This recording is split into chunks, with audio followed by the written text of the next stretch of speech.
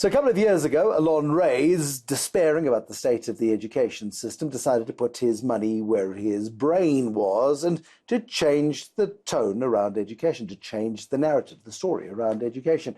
So he came to what was, I don't mean to be rude about your predecessors, a bit of a dump in Randburg, and said we can change that space into something where we can educate young people differently to what the traditional schooling system is doing. Well, Bruce, the story starts a little bit before that, where I was at a conference and I heard myself whining about the state of entrepreneurship in South Africa and the fact that our supply of entrepreneurs was not at the quality that we were expecting. And then that afternoon, I had a meeting at my office, and my partner and I were sitting across the boardroom table from one another. I had two staff members right next to us on either side, sitting next to us, and the client was sitting at the head of the table.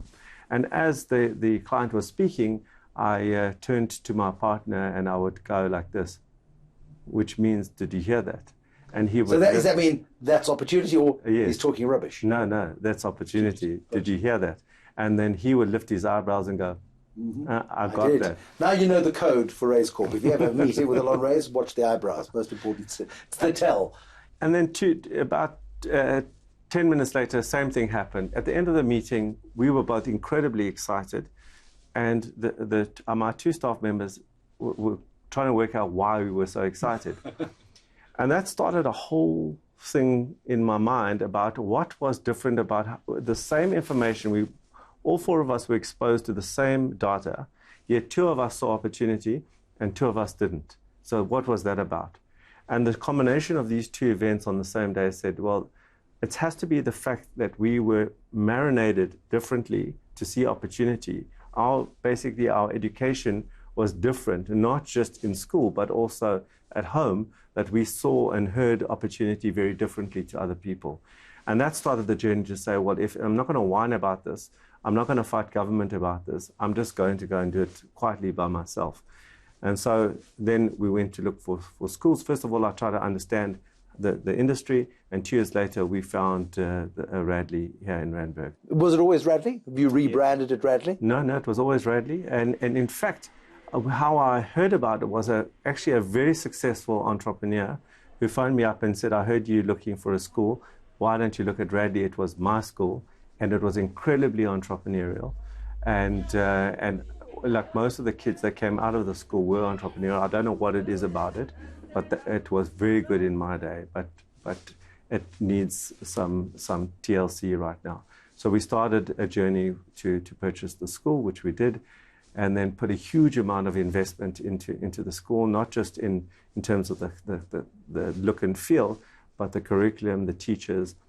And the big part was this marinade. And the marinade for us was around the fact that the teachers have to be part of that marinade. So you cannot be talking about entrepreneurship when teachers don't know about entrepreneurship. So we put all our teachers through continuous professional development through a course called EEG, which is the Entrepreneurial Educator Guide, where we teach them about business. They're exposed to business, and they have to basically be trained and pass exams so that they too understand entrepreneurship. Yeah. I mean, traditional schooling, you must be playing sports, you must have a good balance of clubs and societies, maybe play chess after school, and you have other interests other than pure academics. I've walked around your campus, it's not particularly big. There's not a sports field, there's not a blade of grass, there's not a place to kick a ball other than in the car park, which at break time I saw kids doing. That's not part of your drive at all. No. So that was also a big differentiator in the way that we've designed our strategy. There is a piece of research called the Deviance Route to Entrepreneurship, which basically shows that entrepreneurs really precipitate out of sports backgrounds where they are individualistic sports, such as tennis, athletics, etc.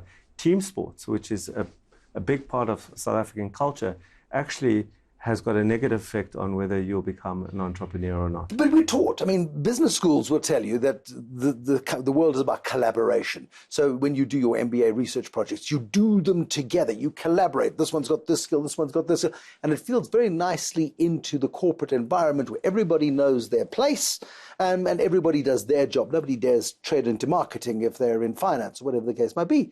That's the way the structure works. You're now saying, hold on a second, collaboration, don't need collaboration. This is about individualism.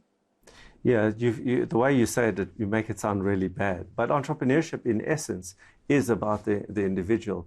You know, for us, we run a program in Angola, and one of the first things that we had to do was teach the people about self, about the self, because in an environment where it's all about community, the entrepreneurs battle to actually thrive in that environment because they keep going to the community to get consensus around whether to move forward or backward or left or right.